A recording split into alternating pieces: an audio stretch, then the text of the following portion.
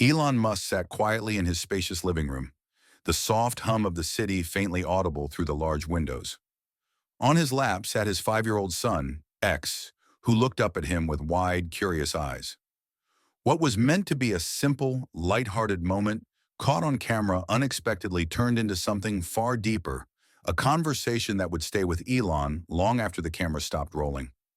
Suddenly, X broke the silence. "Daddy, do you really understand who Jesus is and what he teaches us?" he asked, his voice filled with both innocence and an unexpected seriousness.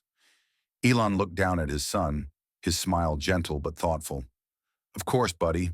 Jesus taught us to love others, to be kind even when it's hard, and to forgive people when they hurt us." Elon replied softly, his tone reflecting his respect for the question. X nodded slowly, then said, "But Daddy, Jesus doesn't want us to be perfect, does he? What he really wants is for us to be soft inside, kind and gentle, even when the world is rough."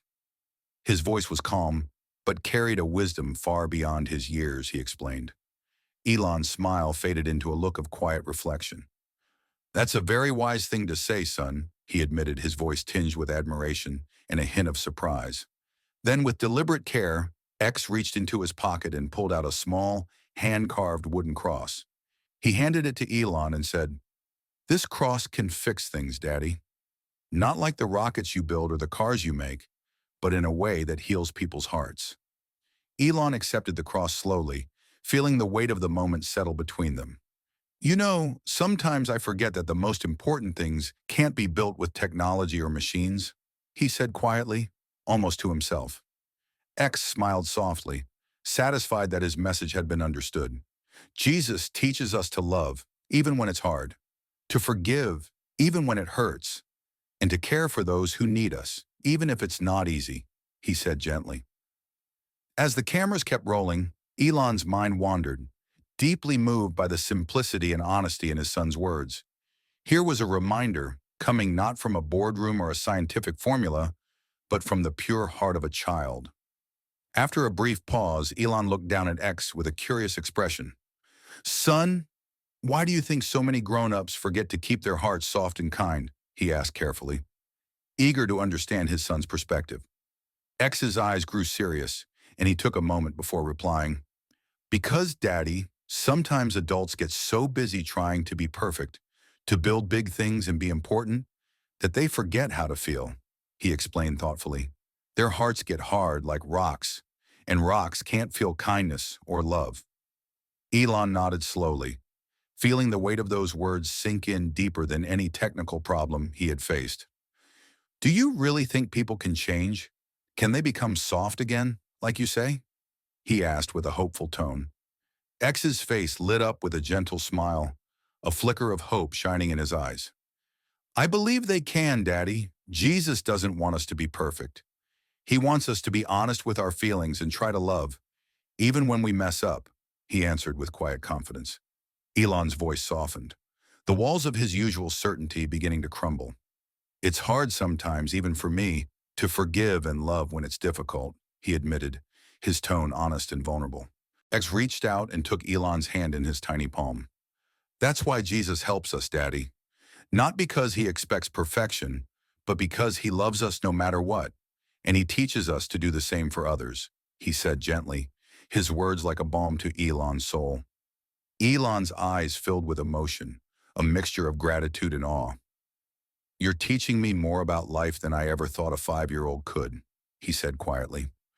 X thought for a moment, then added, "Sometimes grown-ups forget how important feelings are. They hide them or say they don't have time for kindness, but feelings help us connect.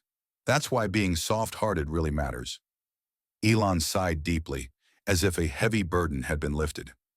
"In my world, logic and facts guide me. But you're reminding me there's something more, something that can't be built or calculated," he said with a newfound respect. X's smile grew brighter. "Love isn't something you can measure, Daddy.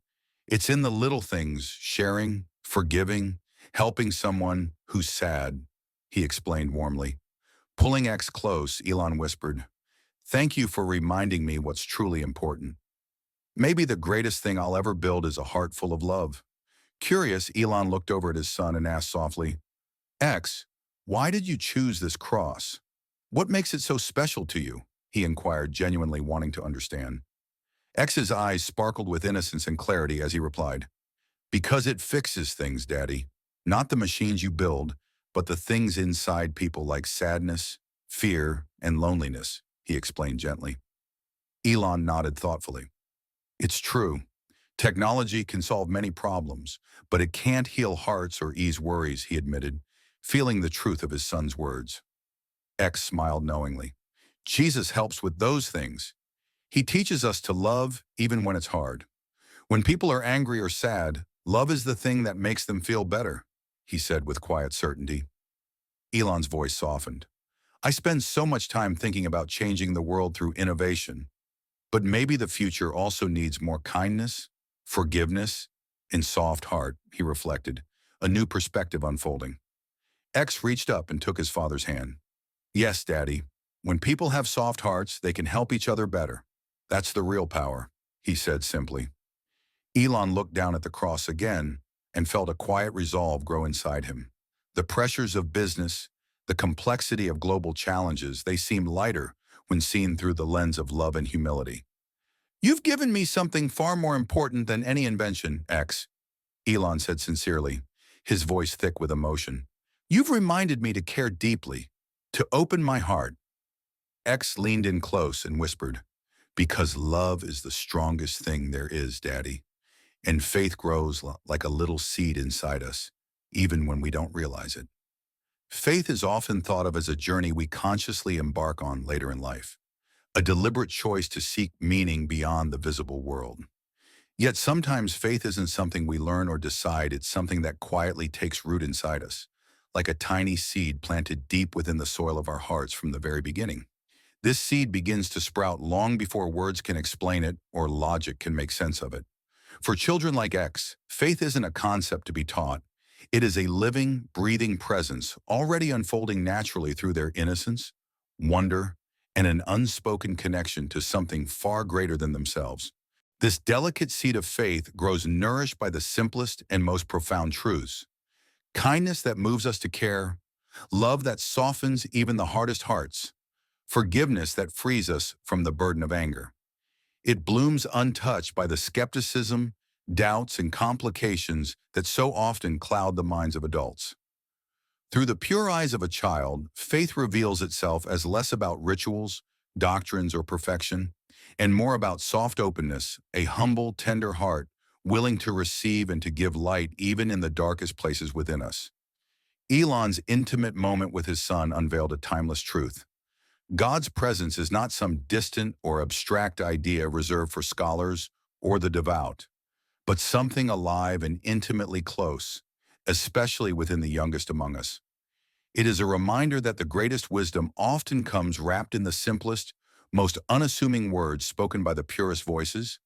It teaches us that the most powerful miracles don't come from monumental achievements, but from the smallest, quietest seeds planted within our souls.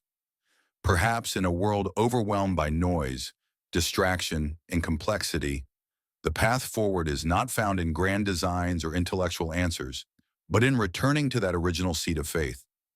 We must nurture it, protect it, and allow it to grow, letting it guide us back to the soft, honest love and gentle humility that can truly transform lives.